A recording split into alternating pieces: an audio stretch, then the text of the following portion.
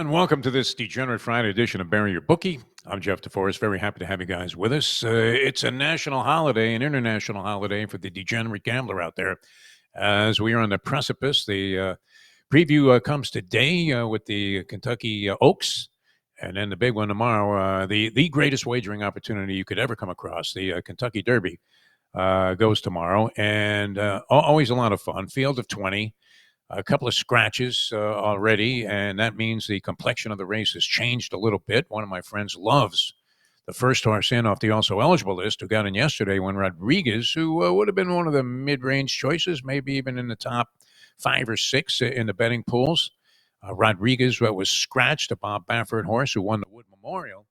Baeza was battling nose to nose with the favorite and barely was overcome at the wire by journalism, who's going to go off 3-1. Baeza, I believe, is 6 or 8-1 morning line, depending on the horse getting into the race. Got into the race, and now there'll be one other added to the list of entries in the Kentucky Derby. So wide open field of 20, and many omens to be observed and signs from the gods of gambling. So whatever your methodology is of coming up with the winner, let's hope you're successful. We welcome to the show guy who's had his own series of Derby experiences. The professor joins us here on the program. And Professor, dabbling in some interesting handicapping endeavors on the show this week, not the least of which is trying to handicap the field for who will be the next pope, which I thought was a fascinating venture on your part. Professor, how are you, my friend?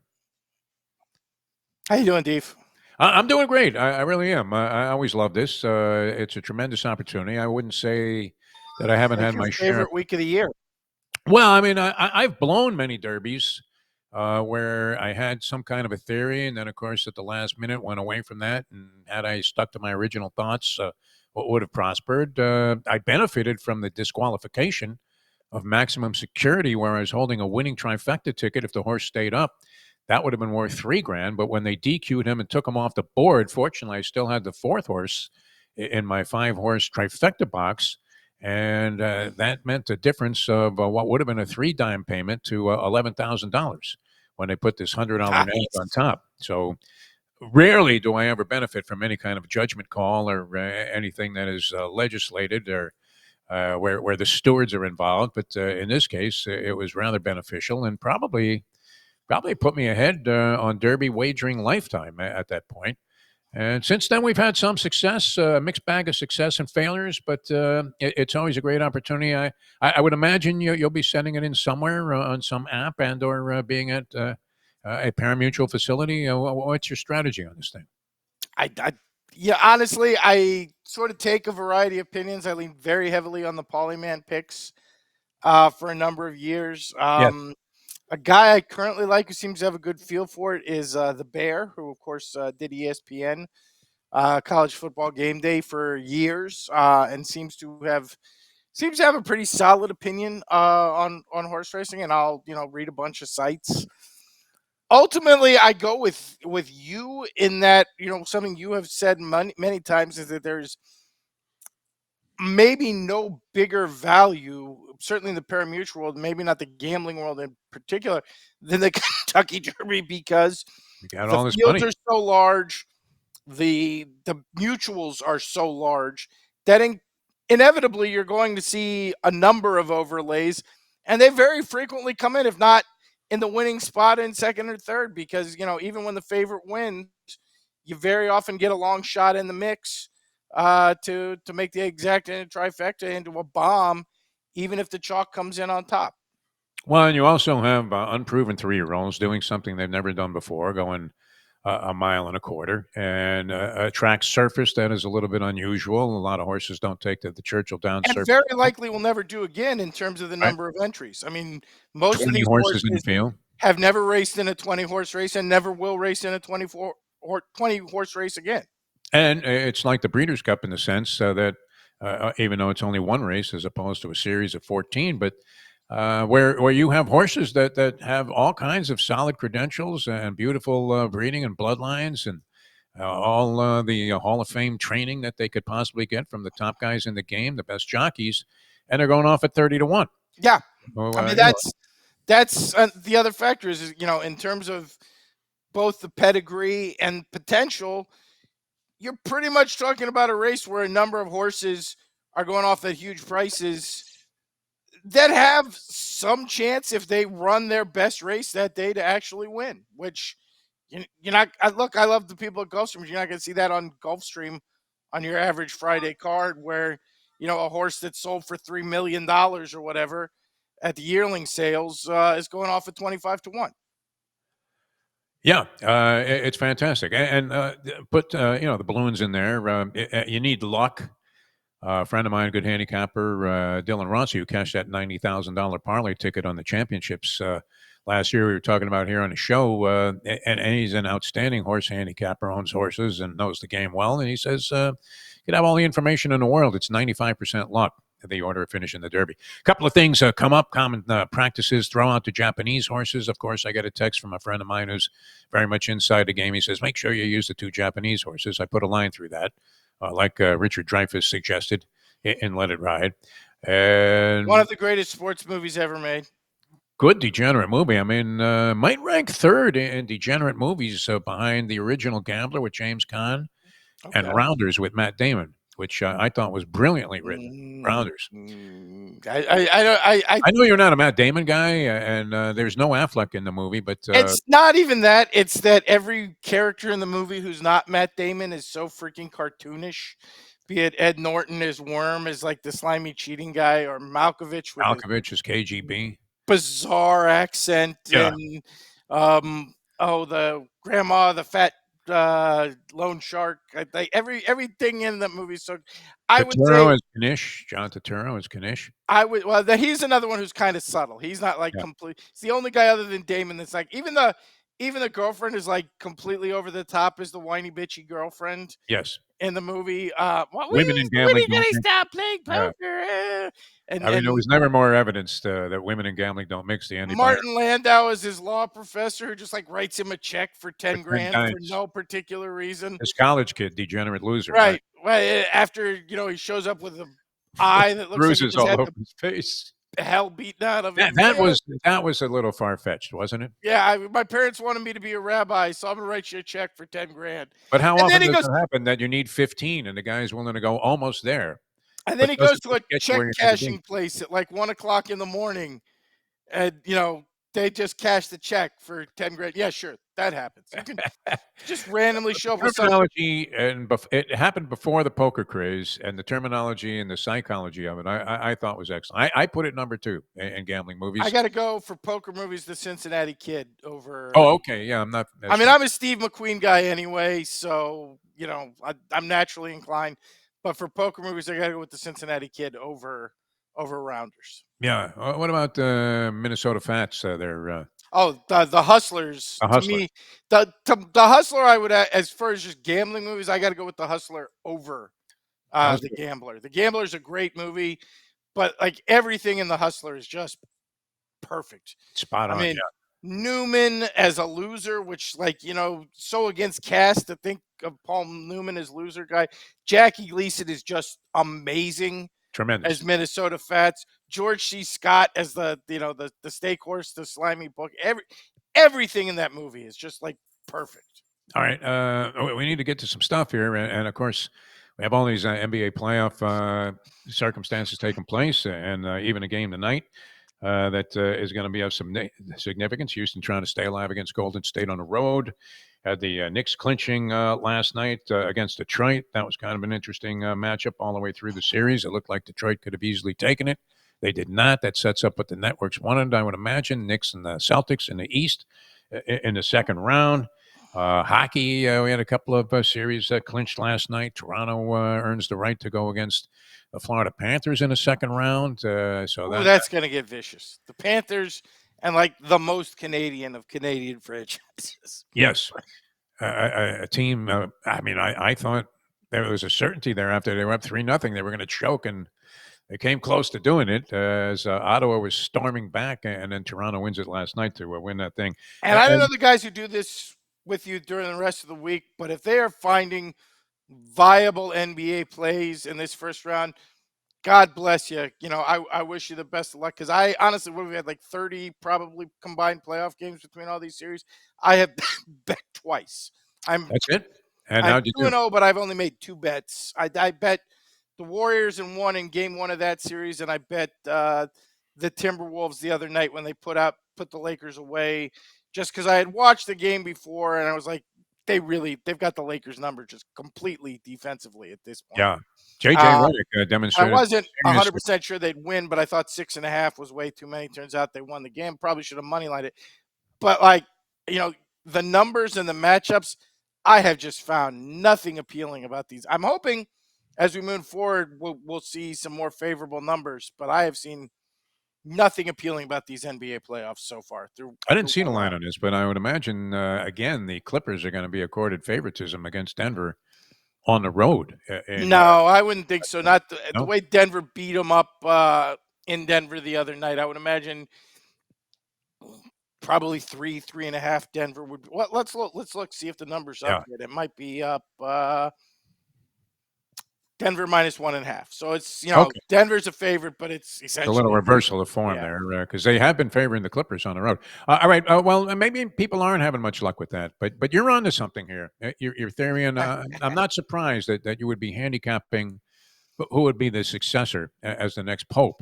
Hey, they put up odds. I'm going to probably be inclined to at least look at it.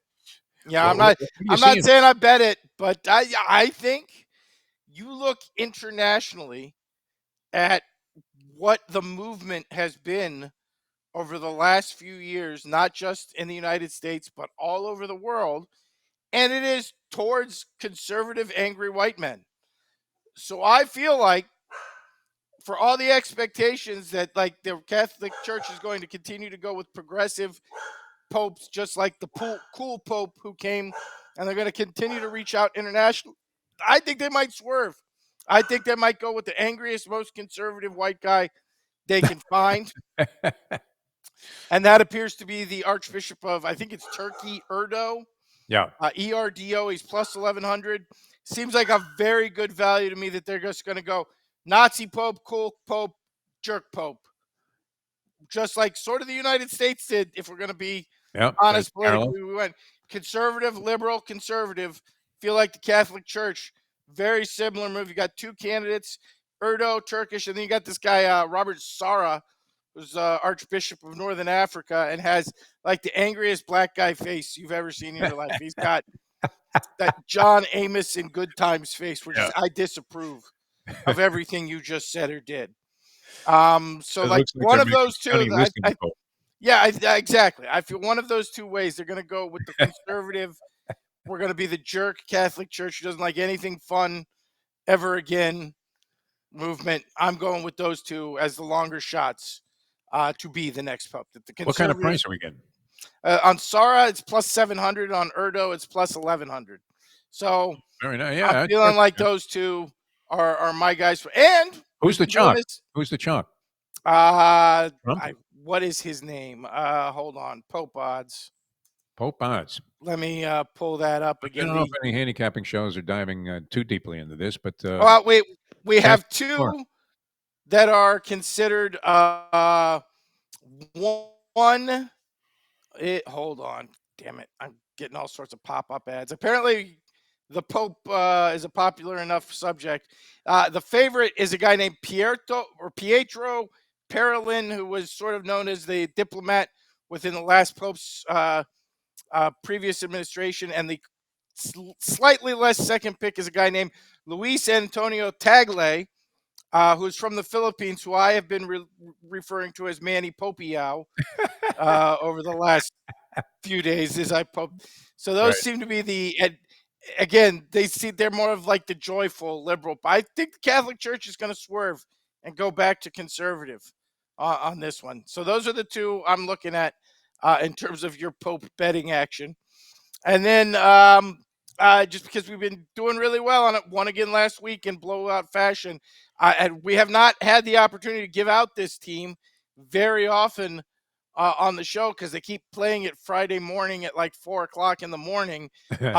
But we can bet the Magpies and give it out on the show You love the Magpies, Australian rules this football. week. Yes, my favorite Aussie rules team, the Collingwood Magpies. The Magpies are actually playing tomorrow at 5:30 in the morning against Geelong, who has defensive problems always. They're laying 12.5, which is a fairly hefty number. But you look at the results, the Magpies have been on a serious roll the last, 5 or 6 weeks. So Magpies minus 12 and a hook is our Aussie rules book, along with our Pope picks. And don't be scared about the spread. It's not like the NFL when you get 12 and a hook. Because Oh, no, a very common 30, 40, 50-point Yeah. wins in Aussie rules football. And you've been strong. I mean, look, you could go on shows and guys they go 2-1 and they're beating their chest. Yeah, winning week again.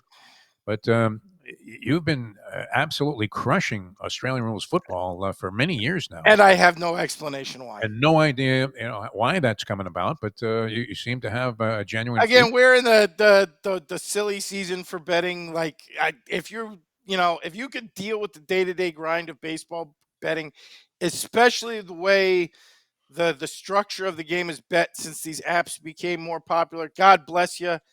I can't do it. I can't sit there and watch Major League Baseball. I need some time off. And normally we delve heavier into the NBA playoffs than we have, but honestly, I can't find a lot to like thus far in the NBA playoffs. In fact, Andy came up to me and Luby last night because Hard Rock's got this boost bet that they're doing every day for the last month or whatever, Andy came up and was like, so both teams to go over 112 or both teams to go 100. Both Luby was like under 100. Like, that's probably so. Naturally, I turned the game on last night. It's like 86-82. 4 minutes to go in the third quarter. It's like, oh God, they're both going to hit like 125. Right. We're going to be dead ass wrong. Like I said, I just can't find a lot of angles thus far in the NBA playoffs. So, silly season. Pope and Aussie rules football, and hopefully make a nice score on the Derby. We'll see. Magpies and the guy that looks like John Amos or Sonny Liston and Robert Syrah. You're rolling right to the bank.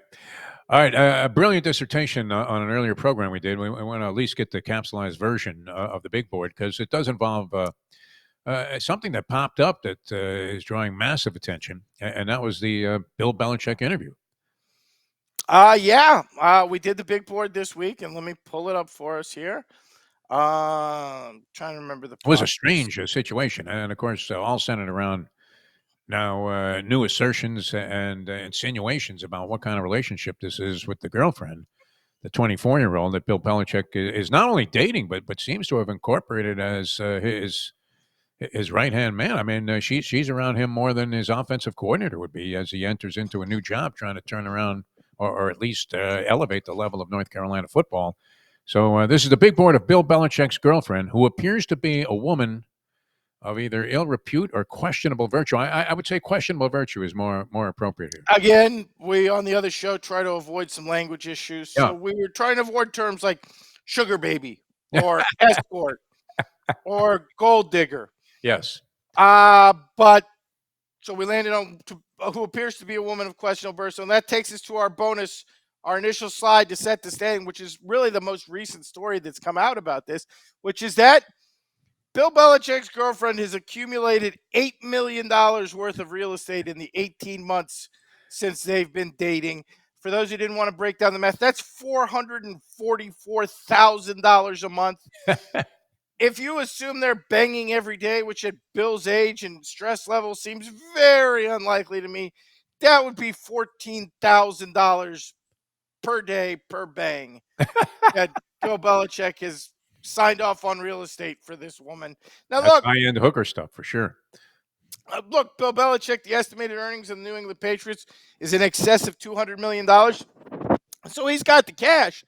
But, in terms of talent scouting, like, I think you get better value than this girl than for $14,000 a day. If you're spending $14,000 a day, I think you could have a little bit of whatever you want. You could have a smorgasbord, Sure. You could have like a Sofia Vergara type one day. You could have a blonde the next day, whatever you want. Like, you could go around the world with that kind of money and get better value than this,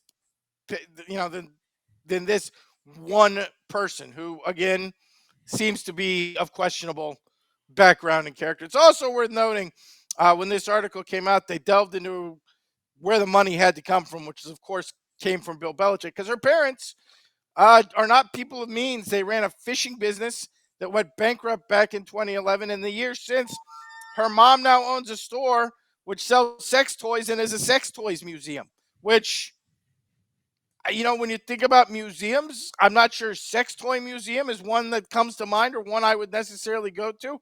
In fact, I don't think I want to know what sex toys looked like back in the 1700s. I feel like they probably looked more like torture devices than they Yes. did like sex toys. All right, so this is just a bonus route here, so we haven't even gotten to number 5. That takes us to number 5, which is Jordon Hudson's ex-boyfriend, who was, hold on one second, a 64-year-old who runs a series of old people homes. And who, again, I said on another show, looks a lot like Steve Bannon to me. I mean, Yes, very this guy looks sleepy. like he could win a Steve Bannon look-alike contest. And remember, she's been dating Bill Belichick for 18 months, for almost 2 years. Yeah. This was when she was 20 and in college. She was dating a 64-year-old who runs old people homes, which, let's be honest, is not the most glamorous and exciting lifestyle in the world. She might have been scouting her next boyfriend or I'm lover. just saying, like, if your college boyfriend is a 64-year-old who runs old people homes, and then you get out of college and you start dating Bill Belichick, that's kind of your type is kind of indicative of what you may be character-wise Yeah. or employment status-wise. Like you may be a professional girlfriend. You would have to think older than her father, this guy, which is always an awkward circumstance if you happen to sit down to meet the family at Right, some but he dinner was in their still a home. little either not quite financially well off enough or a little too young for her because she Yeah. went for an older, richer guy.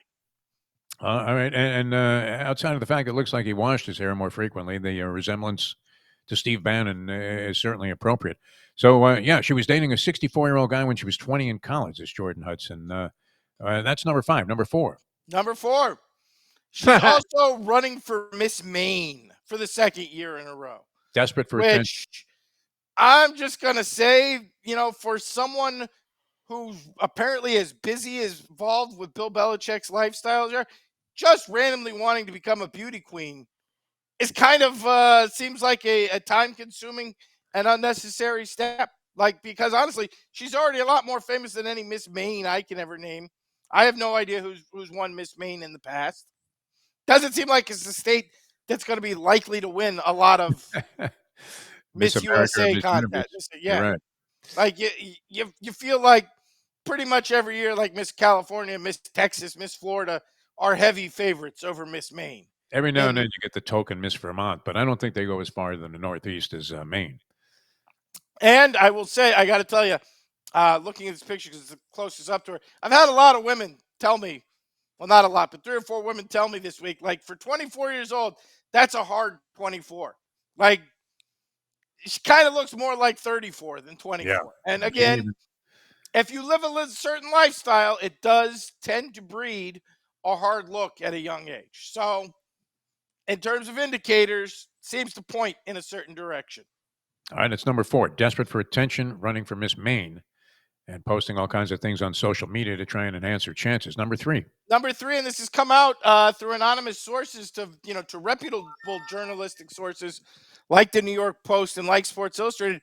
She is heavily involved in the University of North Carolina program to the point that people within the program are expressing concerns that assistant coaches have to go through her in order to communicate with Bill Belichick. So here's my question. When it's 4th and 1 on the goal line, does the OC have to run the play through Jordon Hudson before Bill makes a decision whether to go for it or not? Like, that does not seem like a good situation for her to be this deeply involved in the University of North Carolina football, given that her entire sports background is being a cheerleader for Bridgewater State University. She Who, might go again, with something she's familiar with, like the tush push, you would think. again, Point.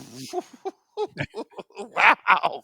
Well, I mean, I'm just thinking, what is her experience here? You said that she was a cheerleader at some college you didn't even know how to program. I'm still not sure they play football. She may have been a lacrosse cheerleader. What was it, Bridgewater State?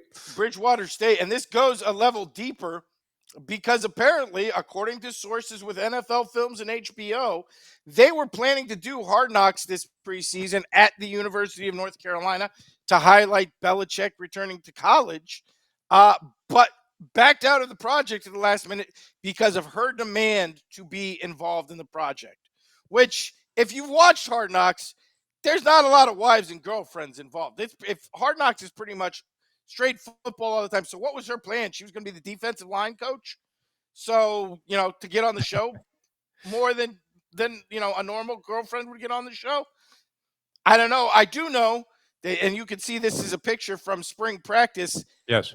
Those boots do not seem appropriate for football practice. The mini skirt boots combination on display here at clearly on the logo, so the 50-yard line. That doesn't look like something you'd be expecting a coach or someone involved with the program to wear. No, I mean, you're thinking, did Nancy Sinatra have any other hit songs besides the Exactly. ones that featured those white boots? All right, that's number 3. Number 2. Number 2, the weirdest interview since Robin Givens drugged Mike Tyson on a Barbara Walters interview. Everybody started talking about this based on this interview that took place on the CBS Sunday morning show, where CBS went out of their way to note that she interrupted the interview very time and played the clip of the reporter asking Bill Belichick, "Where did you two meet?"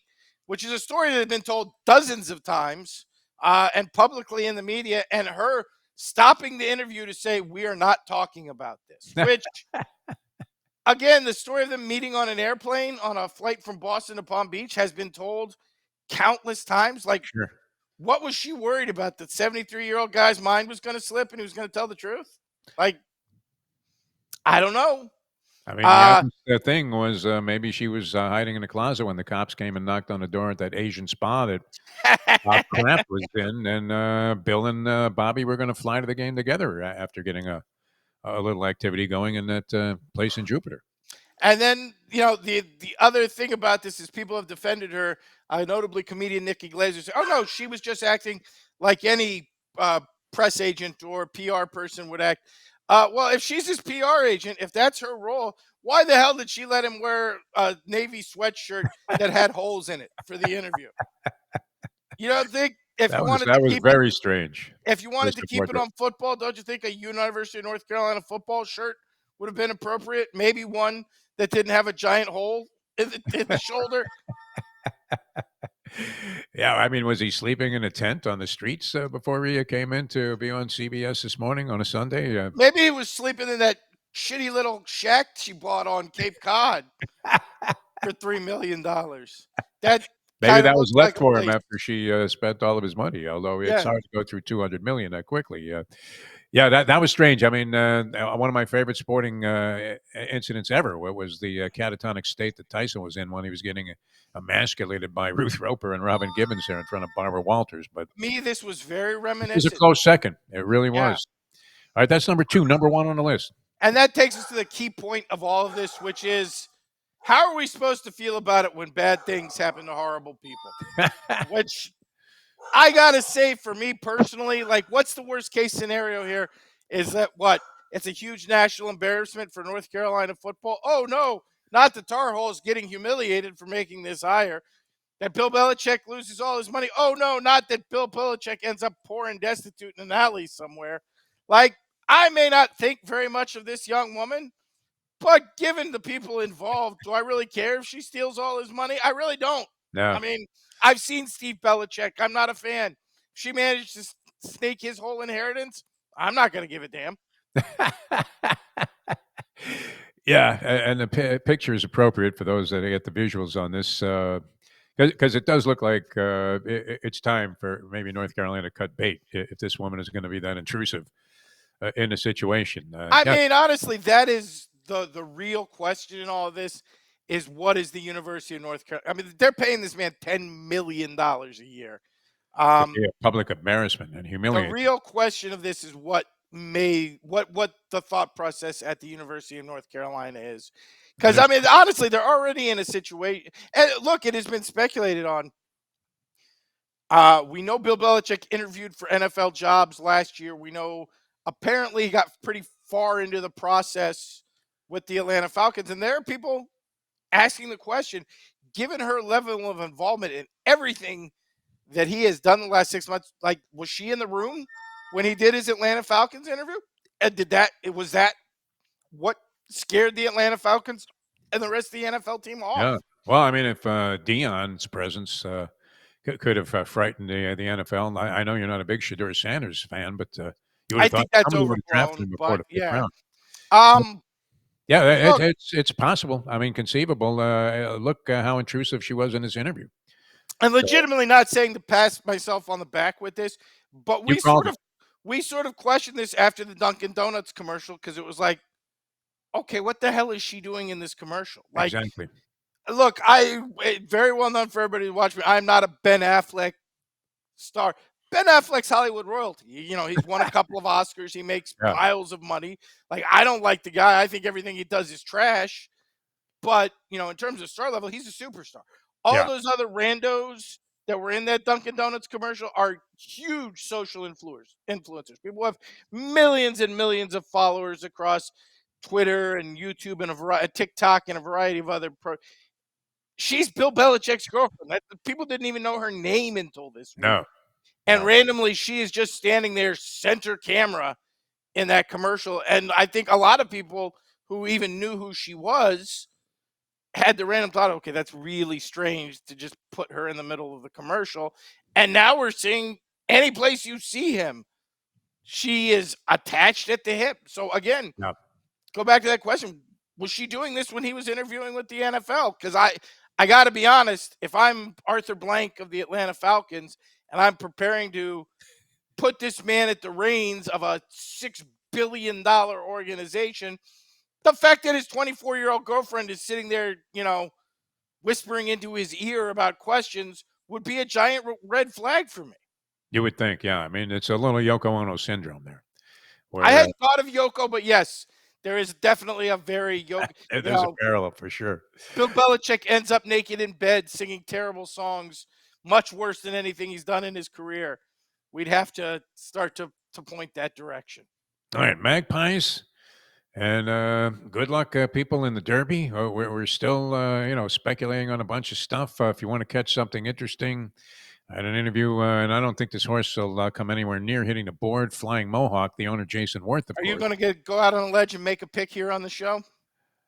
I don't have any definitive pick. I kind of, I like, I like, horses that are not necessarily bombs in here, but definitely thinking about Baeza off the also eligible list. They're using him and Sovereignty, who was second to Pan Street in the Florida Derby, but there is no Tapan Street in this race, but was injured and unable to make the field. So I thought Sovereignty ran well. Maybe a little pedestrian move through the stretch, but long enough there at Churchill to possibly Well, grind let down. me ask you, because I'm always interested in the Florida Derby. Yeah. If Tapan Street was running, would he be the favorite here? Would he have been the favorite over Jordon? I don't know. I don't think he would have been the favorite. No, journalism Okay. was clear cut the favorite, and is the horse that everybody thinks that they have to beat. Probably go off somewhere in the 5-2, 3-1 neighborhood as the post time favorite. But that tells you how great it is to bet the Derby, because if that's the favorite and you're inclined to eliminate them, as would be wise in most derbies, or at least not in a win position, then you're going to get a fat price on somebody that you think is also a very good horse. So I'm going to go against journalism. He may hit the board. If he does, it's not going to help me at all. But I do like Sovereignty a little bit, and Jersey Kyle, who's been very good, our good friend at picking Derby winners, all over Baeza if he got into the race, and he did. Okay. So we shall see. Professor, we love you, man. Great job. Great dissection there of the Belichick situation with Jordon Hudson, and good luck with your Magpies. Thanks so much for being with us. You have a great one, Dave. All right, the professor, ladies and gentlemen, with us here on Bury Your Bookie. All right, we have to run. We're in a little OT here, so we're going to get out of here. Good luck with all of your wagers. Good luck on the Derby. Hope you make a big score. For the professor, I am Jeff DeForest. We'll see you next time. We'll see you Monday as we try to peel ourselves off the mat and maybe lick our wounds on the next edition of Bury Your Bookie.